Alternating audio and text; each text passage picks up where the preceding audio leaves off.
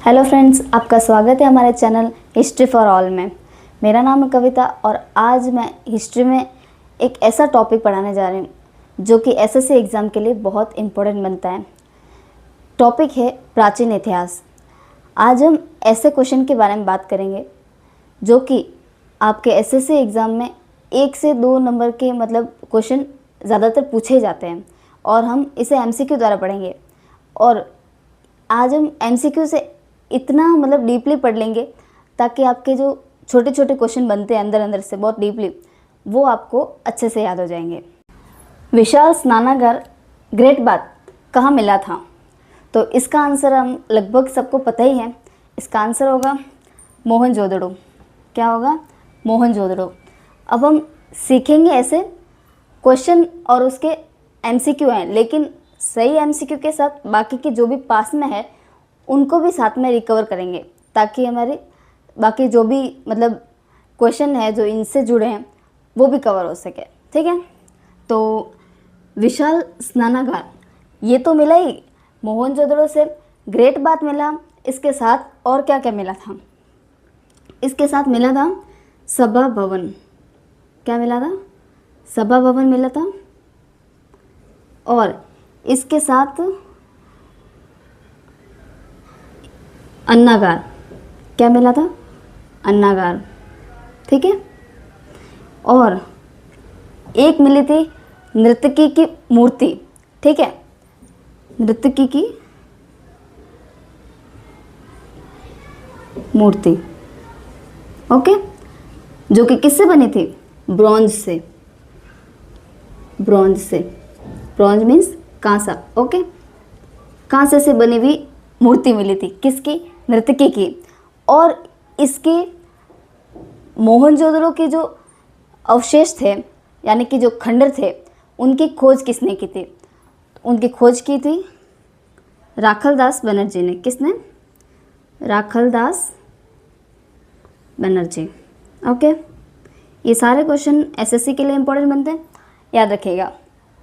और मोहनजोदड़ो इसे मृतकों का टीला कहा जाता था। मृतकों या फिर मुर्दों का टीला कहा जाता था।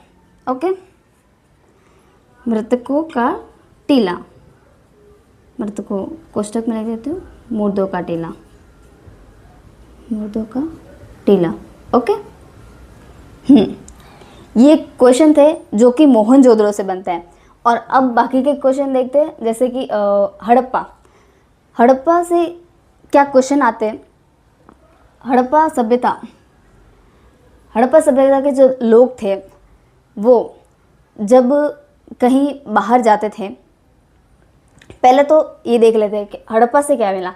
ऐसा कहा जाता है कि मोहनजोदड़ो से अन्नागार मिला, लेकिन जब एग्ज़ाम में पूछे कि अन्नागार कहाँ से मिला तो ज़्यादातर हड़प्पा आता है, सबसे मेनली हड़प्पा आता है। तो आप हड़प्पा लिखिएगा, इसे रहने दीजिएगा।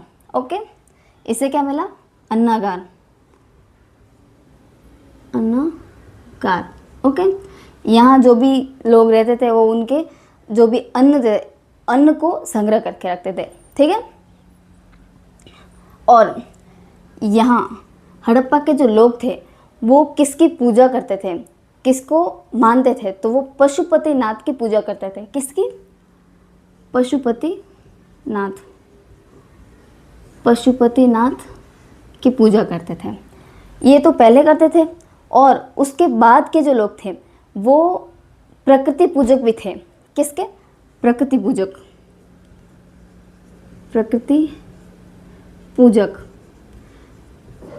ये लोग सांप, क्या बोलते, सांड, और जो कुबड़ वाले सांड होते हैं वो, और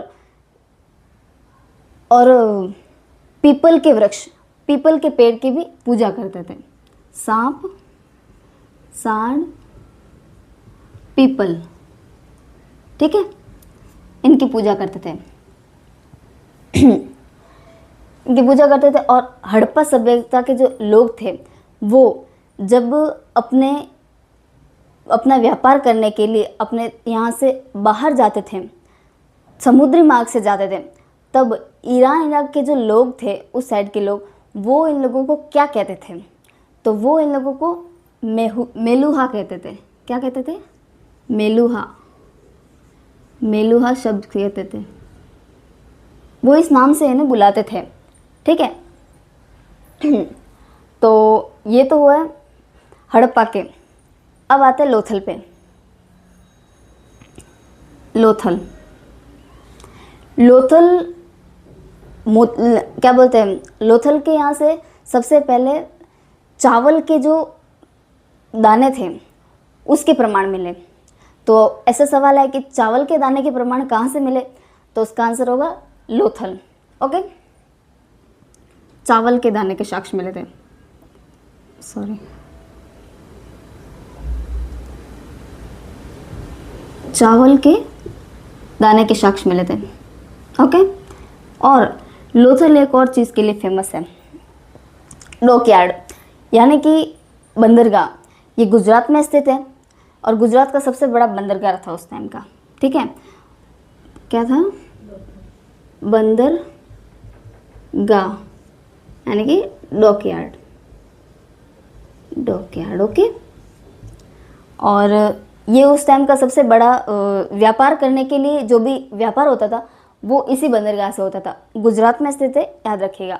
ओके, और चहुदड़ो, ये भी सिंधु घाटी सभ्यता का ही एक नगर है, जिस यहाँ ये किसका केंद्र है? मन के बनाने का केंद्र है, इसे याद रखें।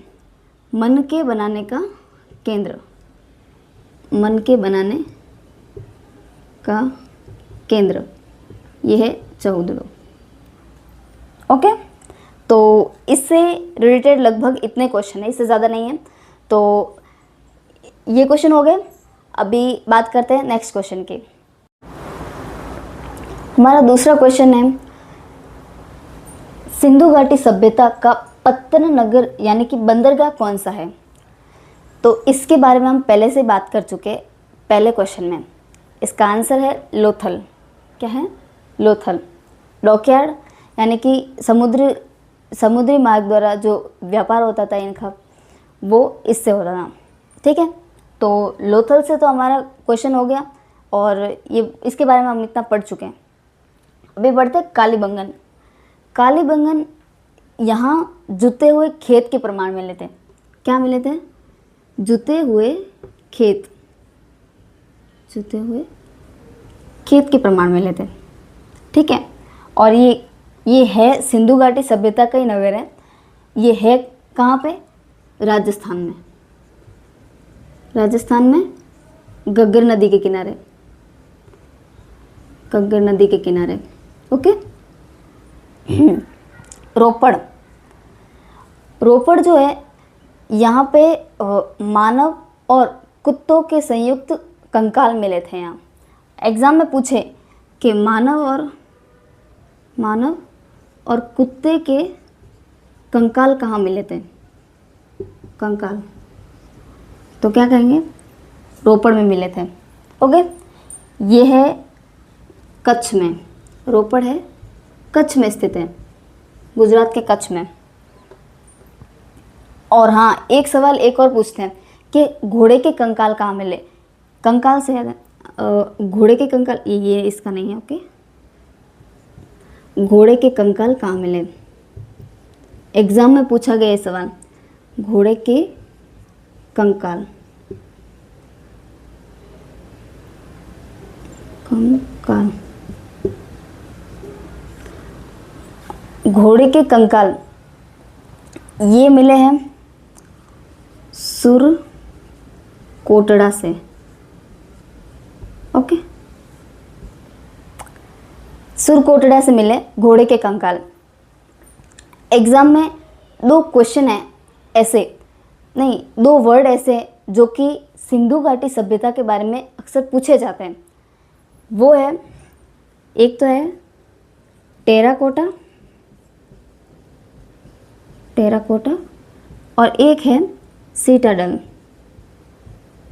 सीटाडल।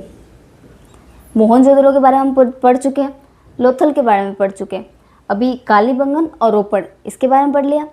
इसके आगे आते हैं टेराकोटा।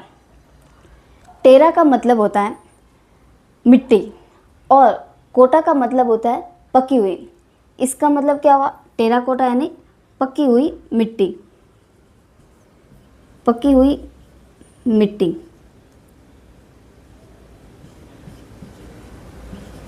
पकी हुई मिट्टी। सिंधु घाटी सभ्यता के टाइम जो खिलौने, बर्तन बनाए जाते थे वो पकी हुई मिट्टी द्वारा बनाए जाते थे, इसलिए उन्हें टेराकोटा कहा जाता था। ठीक है, ये हुआ क्लियर। आगे सीटाडल।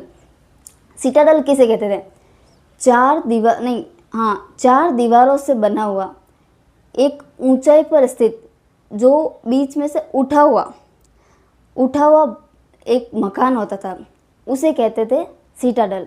ये बनाया जाता था बाढ़ जो भी आती है ना, बाढ़ से बचने के लिए बनाया गया था। ये मोहनजोदड़ो में देखने को मिला है, क्या, सीटाडल। ये नाम याद रखिएगा। ओके, तो इससे क्वेश्चन जो रिलेटेड थे वो सारे मैंने बता दिए। Next question. अब तक हमने 2 क्वेश्चन देखे, अब देखते हैं तीसरा क्वेश्चन। तीसरा क्वेश्चन है प्रसिद्ध गायत्री मंत्र कहाँ से लिया गया। तो गायत्री मंत्र लिया गया है ऋग्वेद से। ऋग्वेद के अंदर 10 मंडल होते हैं, 10 मंडल। जैसे कि एक बुक होती है, उस बुक में चैप्टर्स होते हैं, वैसे इसमें मंडल होते हैं। इसमें 10 मंडल हैं और दूसरे से 7वां जो मंडल है, वो सबसे प्राचीन मंडल है। प्राचीन मंडल, ये है सबसे प्राचीन मंडल। और 8 और 9 ये है मिश्रित मंडल। मिश्रित मंडल, इसमें सब मिक्स करके बताया, जैसे कि ऋषियों की आदतें, क्या बोलते हैं, देवताओं के बारे में सब कुछ साथ में मिक्स करके बताया गया, इसलिए इसे मिश्रित मंडल कहा गया। ठीक है, और अब ये है 1 से 1 और 10, 1 से 10 नहीं, 1 और 10, ये है सबसे नए मंडल। नए मंडल, यह है 1 से 10 नहीं, 1 और 10। ठीक है, अब जो एग्ज़ाम में पूछे जाते हैं ज़्यादातर मंडल वो पूछे जाते हैं 3rd, 7th, 7th, 9th और 10th। तीसरा मंडल, तीसरे मंडल में जिक्र हुआ है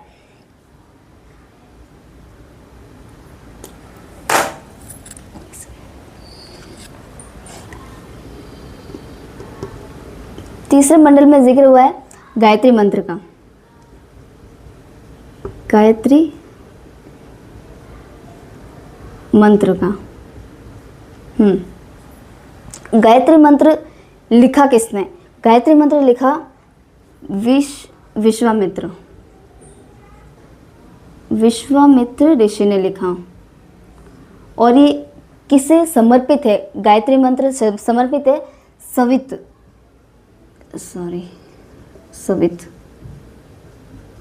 सविता यानी कि सूर्यदेव को।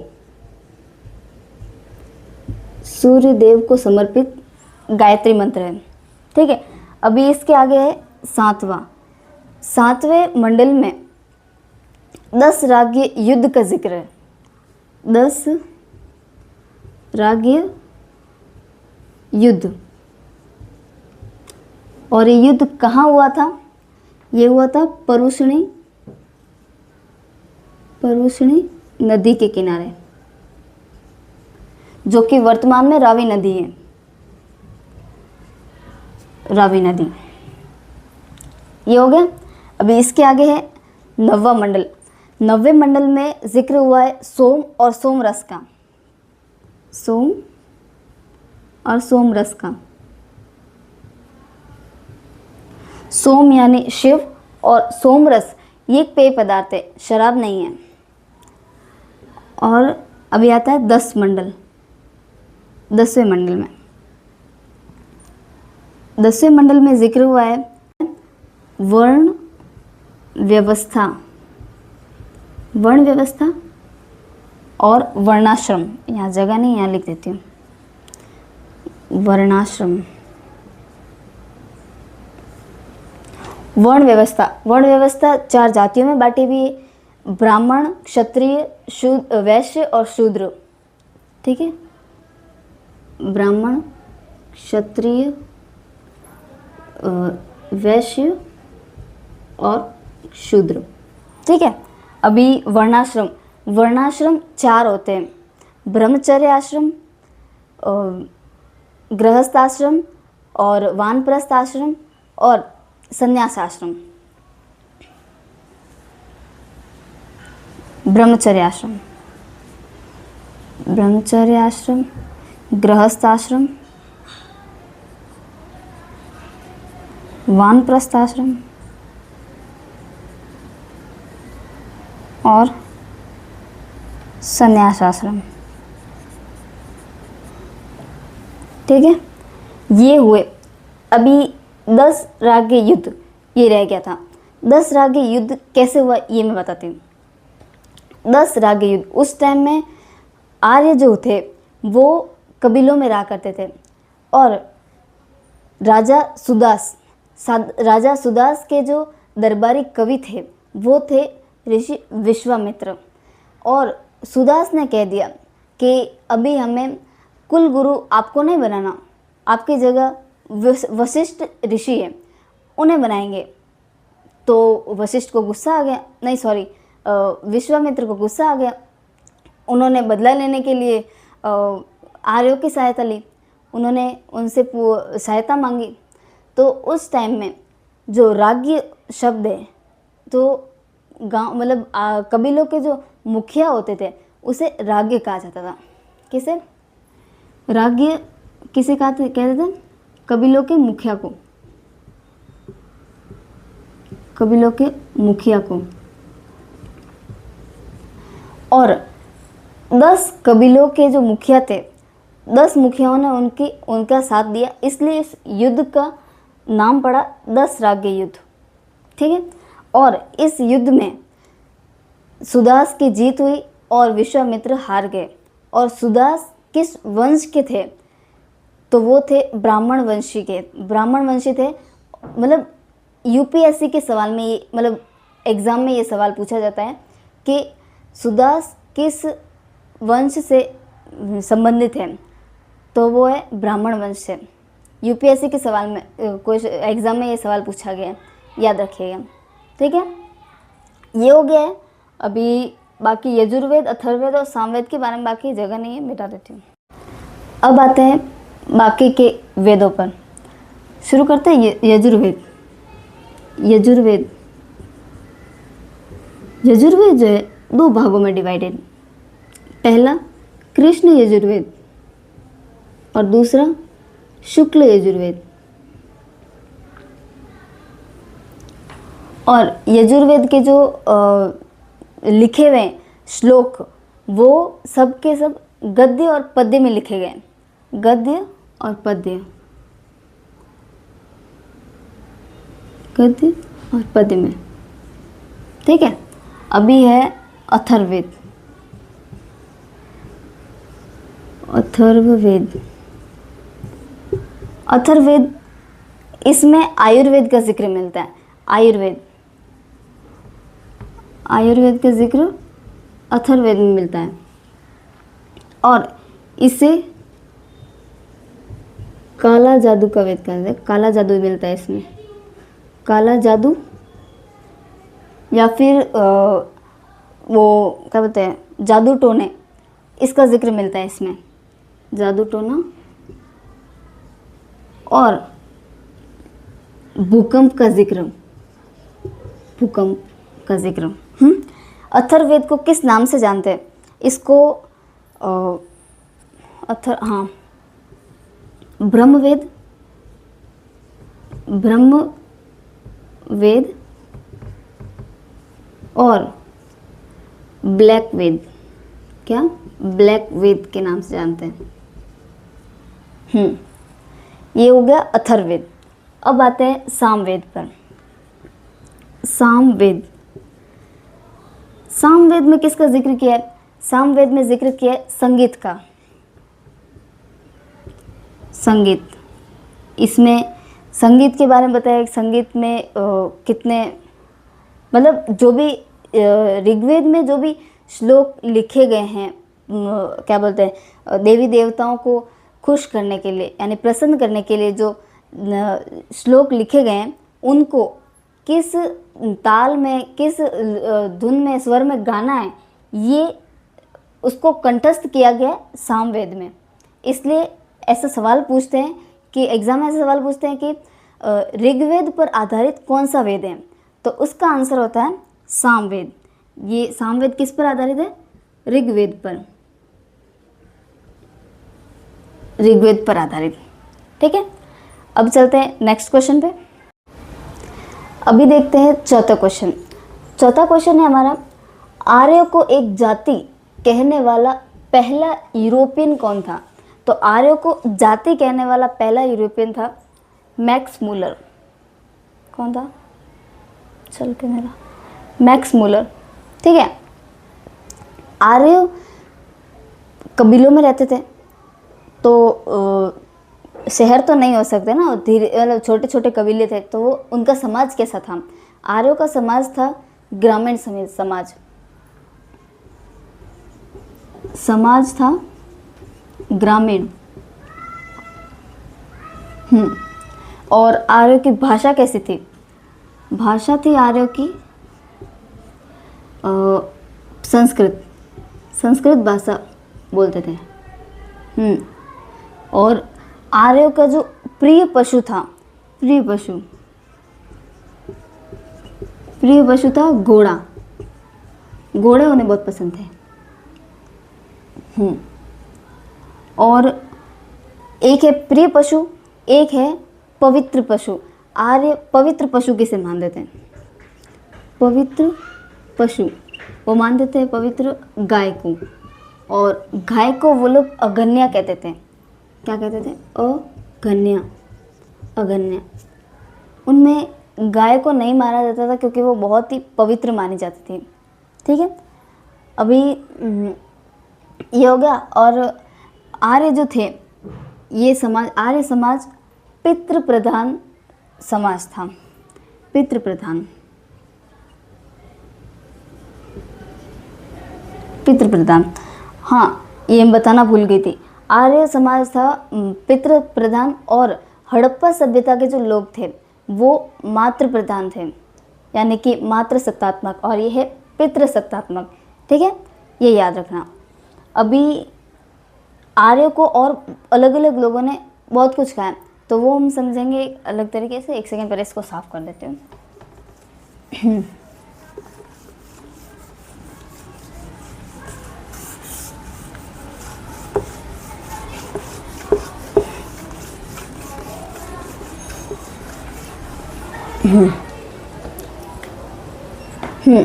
अब इसे हम ऐसे समझते हैं। एक सेकेंड, ये नहीं, ऐसे।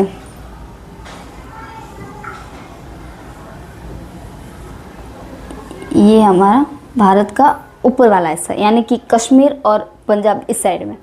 तो आर्य, इनका मानना था, मैक्स मूलर का मानना था कि आर्य जो थे वो मध्य एशिया से आए थे। कहाँ से?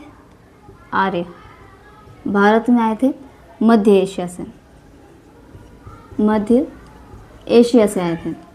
ठीक है, और ये जब आए थे तब ये लगभग 1500 BC में आए थे।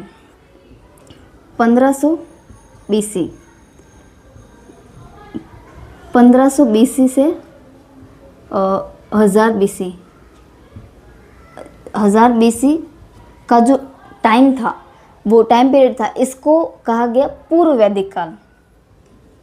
पूर्व वैदिक काल। ठीक है, और उसके बाद 1000 से जो ये 600 BC, 600 BC था, ये था उत्तर वैदिक काल। उत्तर वैदिक काल, उत्तर वैदिक काल, ठीक है। और ये पूर्व वैदिक काल और उत्तर वैदिक काल पूरा मिलकर बनता है वैदिक काल। क्या बनता है? वैदिक काल। वैदिक काल। तो इनके बारे में इन्होंने कहा कि मध्य एशिया से हैं, लेकिन आर्य आर्कटिक से आए। ऐसा किसने कहा? आर्कटिक से आए, ऐसा किसने कहा? ऐसा कहा बाल गंगाधर तिलक ने। बाल गंगाधर तिलक। बहुत सारी चीज़ें, मतलब इतिहासकार अलग अलग बताते हैं, अलग अलग इतिहासकारों के अलग अलग विचार थे, अलग अलग मंतव्य थे। तो बाल गंगाधर तिलक ने कहा आर्कटिक से आए, और मैक्स मुलर ने कहा कि आर्य एक जाति है और वो मध्य एशिया से आई हैं, ठीक है। और हाँ, तिब्बत से आए, आर्य तिब्बत से आए, ऐसा किसने कहा? ये मिटा देती हूँ।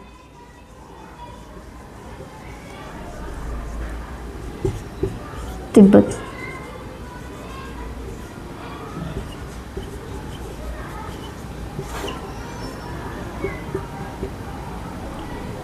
एक से पूरा मिटा देती हूँ।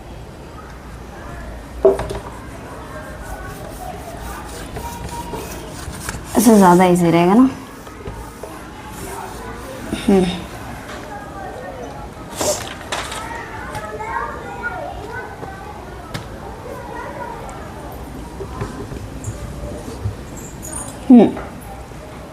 बाल गंगाधर तिलक, इन्होंने कहा था आर्कटिक से आए और तिब्बत से आए थे, ऐसा कहा था। स्वामी दयानंद सरस्वती। स्वामी दयानंद सरस्वती कहा कि ये तिब्बत से आए थे, और बाल गंगाधर तिलक ने कहा आर्कटिक से आए थे, और मैक्स मुलर का मानना था कि वो मध्य एशिया से आए थे। और ज़्यादातर यही चलता है, ऐसा लोग सब यही मानते हैं कि ये मध्य एशिया से आए थे, ठीक है। तो ये हो गया आर्यों के बारे में। अभी चलते हैं नेक्स्ट क्वेश्चन पे।